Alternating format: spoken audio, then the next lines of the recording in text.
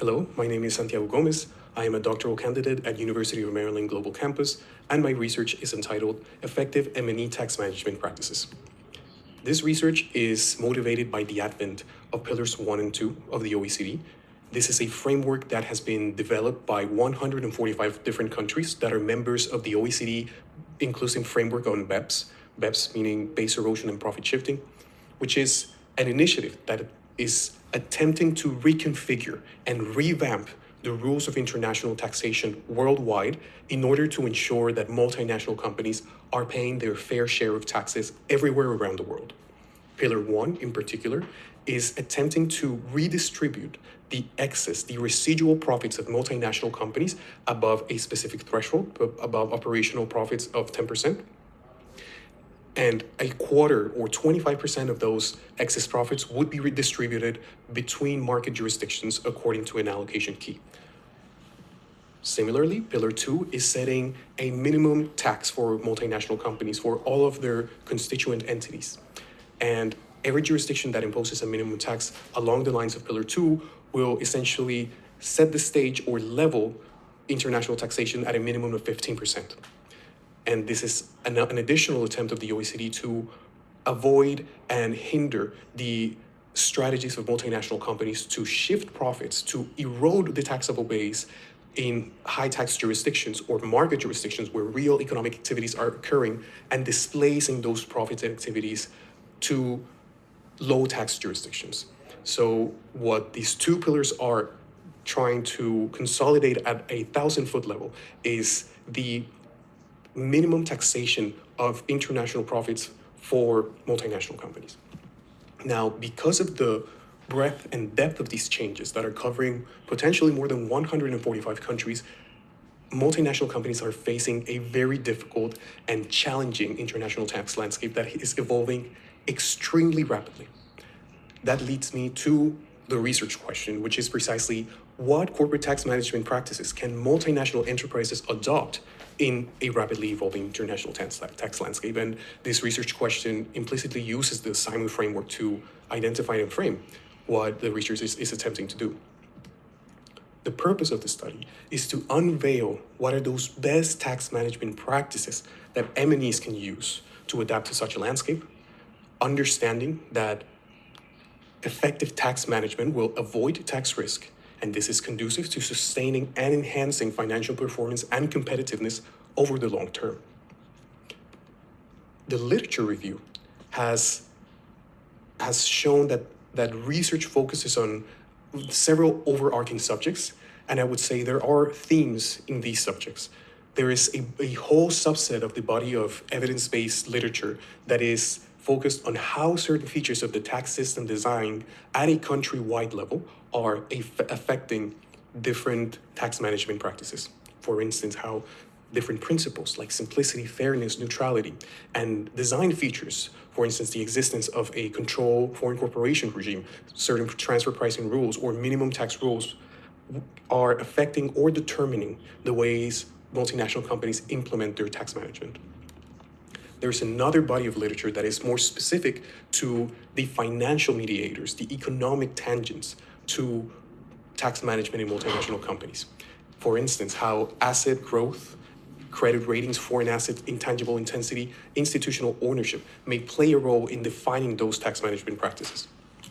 And along the lines of that economic institutional framework, there is a body of literature that's looking directly at how the financial constitution of the company is affecting and determining tax management. And that goes through the mediating effects of a permanent establishment determination, how company size affects tax management, how different forms of sales policies and intangible presence may also mediate these factors.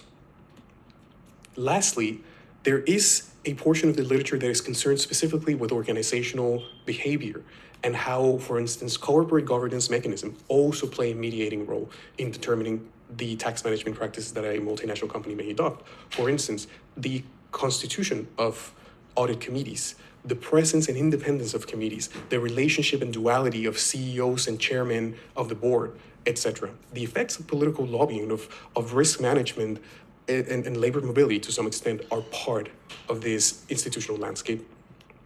The theoretical lens is institutional theory, which is widely used in international business literature, which is moreover specific and opposite to an analysis that is intended to look at multinational companies as the subject. This is an overview of international literature specifically applied to tax management practices and generally applied to multinationals that have sought to decant and ever more refine according to the different tax management pressures that multinational companies face.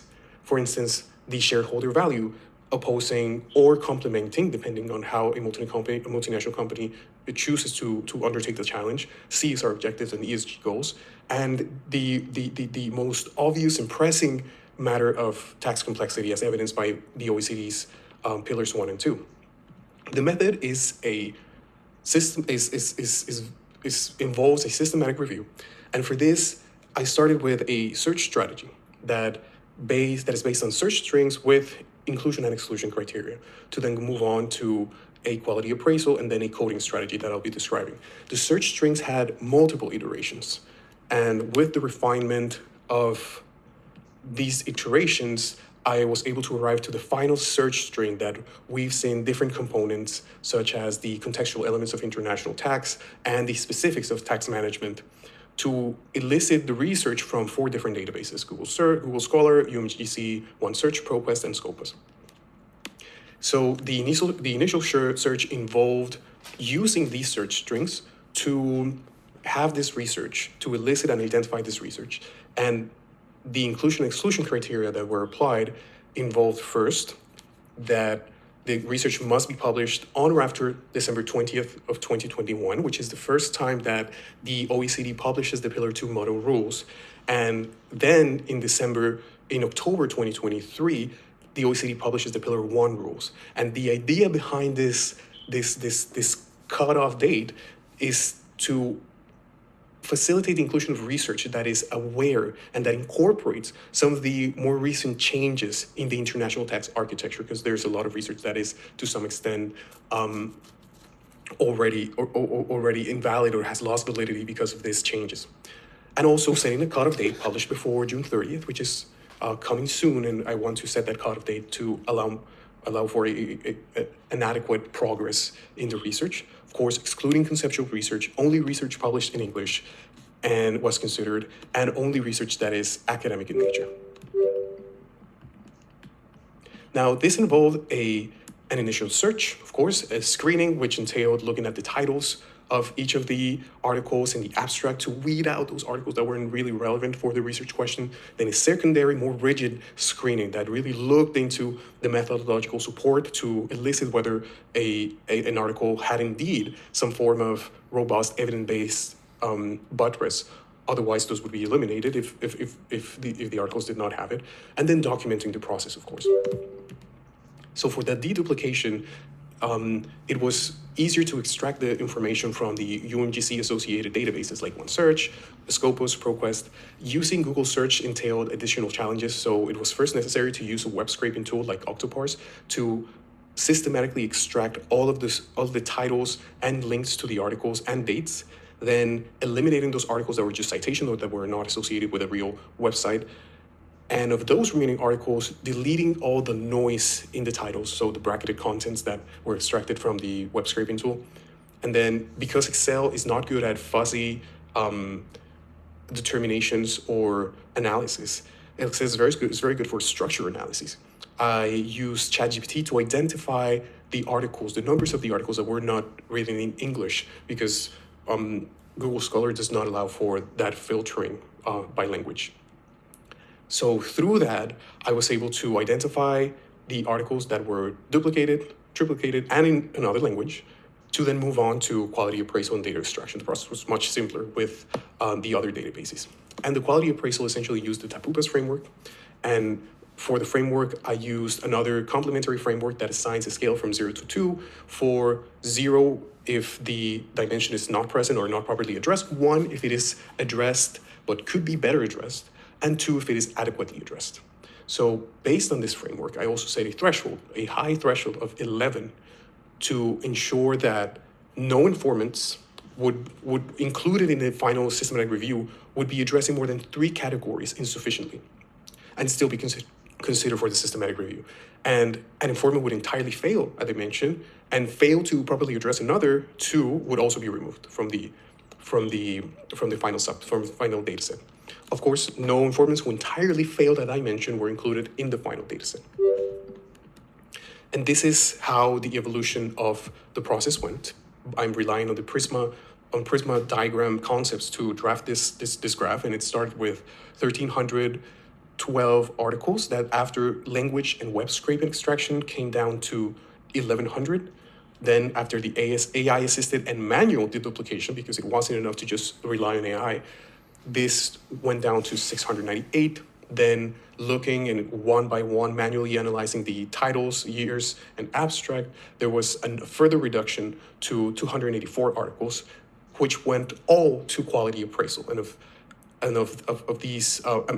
those 284 articles, there was a secondary screening that involved looking this time inside the article, not just the abstract and the title, to identify whether there were enough methodological bases for the article to be considered non-conceptual, or to identify whether it was specific enough to be dealing with tax management and not just theoretical economics, for instance. And of these 77 articles, after the secondary screening, 42 remained after a very rigorous quality appraisal that I described in the last slide. So the final conclusion comes down to 42 informants. This is where I'm at right now. I am in the process of coding and eliciting the themes. As I'm coding, I am also extracting all the information. I did extract all the information already for all the articles that went into quality appraisal for a data extraction set. And while I'm coding, I am also doing a in-depth analysis of main findings and conclusions. So I have a data extraction table that includes all the traditional ideas, but also include in-depth findings and in-depth conclusions. And while I'm doing that, I'm also striving to plug all of these factors in a map, in a conceptual map that I would like to use at the end of the dissertation to facilitate the understanding of the different elements of the literature, not just from the thematic perspective, but also from the specific perspective, because it feels like there's a wealth of information that I'm going through and sifting through and analyzing in depth, and it would be quite unfortunate to not have a tool to systematize that information and make it accessible in the future.